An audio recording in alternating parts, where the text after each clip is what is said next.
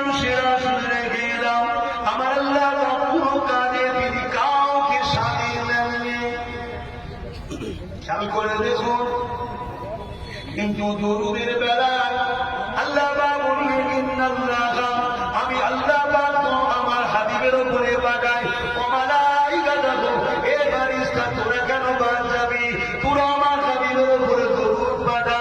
পাঠিয়ে দিয়ে আল্লাহ বলতে লেগেছে ইয়া আইয়ুহাল্লাযীনা আমানু, প্রতিটা মানুষকে আল্লাহ বলেন হে ঈমানদারেরা, সাল্লু, পুরো আমার হাবিবের উপরে দরুদ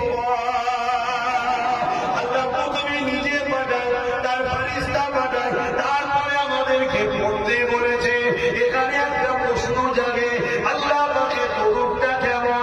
আমরা নয় আল্লাহুম্মা সাল্লি আলা মুহাম্মাদ ওয়া আলা আলি মুহাম্মাদ, বা আল্লাহুম্মা সাল্লি আলা মাওলানা মুহাম্মাদ, আল্লাহুম্মা সাল্লি আলা মুহাম্মাদিন নবিয়্যিল উম্মি, চার কিটা দরুদ জানেন পড়ে, কিন্তু আমরা আল্লাহ পাকের দরুদটা কেমন, ফারিস্তাদের দরুদটা কেমন, একবার কিনা তুমি আমি আলোচনা না করে ইমাম বুখারীকে জিজ্ঞাসা করি, ও হযরত ইমাম বুখারী, ইন্নাল্লাহা, এই যে আল্লাহ বলছে বেশক আমি দরুদ পাঠাই, আল্লাহ দরুদটা কি?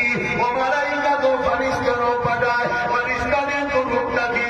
ইমাম বুখারী বলতে লেগেছে, এ দুনিয়ার মানুষেরা, আমার আল্লাহ পাক আসমানি জগতে একটা বিশাল মাহফিল আয়োজন করে, ওই মাহফিলে মিম্বার তৈরি হয়, ওই মিম্বারে কিতাব আল্লাহ করে, ওই মিম্বারে কুদরতিভাবে আল্লাহ পাক কিতাব করে, ওই মিম্বারের সামনে সমস্ত ফারিস্তাদেরকে আল্লাহ দাওয়াত দেয়।